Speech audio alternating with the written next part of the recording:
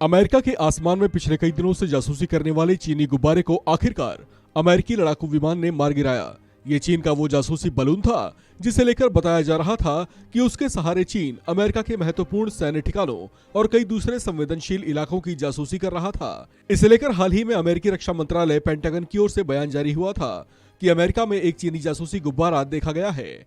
यह 3 बसों के आकार के बराबर था।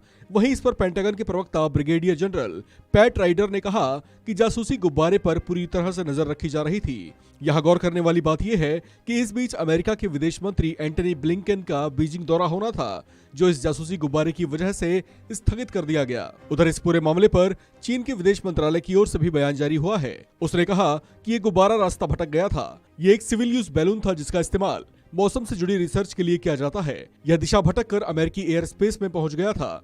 इसके लिए हमें खेद है। दरअसल चीन का यह संदिग्ध बलून मोंटाना शहर के ऊपर देखा गया था। गौरतलब है कि इसी इलाके में अमेरिका की एयरफोर्स का बेस मौजूद है, जहां न्यूक्लियर मिसाइलें भी तैनात हैं। संभावना जताई जा रही है कि यह गुब्बारा इसी सैन्य अड्डे की जासूसी कर रहा हो। गुब्बारे में लगी सर्विलांस की मशीनें संवेदनशील जानकारियां चुरा रही हो। इन सब आशंकाओं के बीच अमेरिका ने इस चीनी गुब्बारे को हवा में ही नष्ट कर दिया।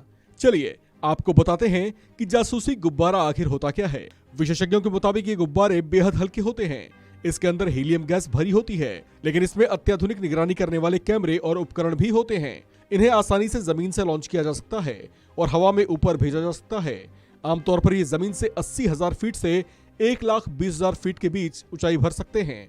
चीन का ये गुब्बारा कथित तौर पर हवा में 60,000 फीट की ऊंचाई पर यात्रा कर रहा था। historicuk.com के मुताबिक पहले विश्व युद्ध के दौरान जर्मनी ने एक जेपेलिन, जो कि प्लेन के आकार का गुब्बारा होता है, उसमें बम भरकर लंदन और दुश्मन देशों के शहरों पर छोड़ दिए थे। तब इन्हें एयरशिप कहा जाता था। 31 मई 1915 को लंदन पर एक जेपेलिन से हमला हुआ था, जिसमें 5 लोग मारे गए थे जबकि 35 घायल हुए थे।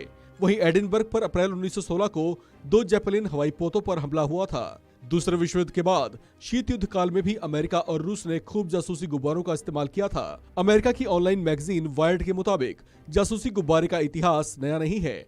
शीत युद्ध के दौरान अमेरिका ने भी इसका बहुत इस्तेमाल किया था, लेकिन अब इसका इस्तेमाल काफी हद तक कम हो चुका है।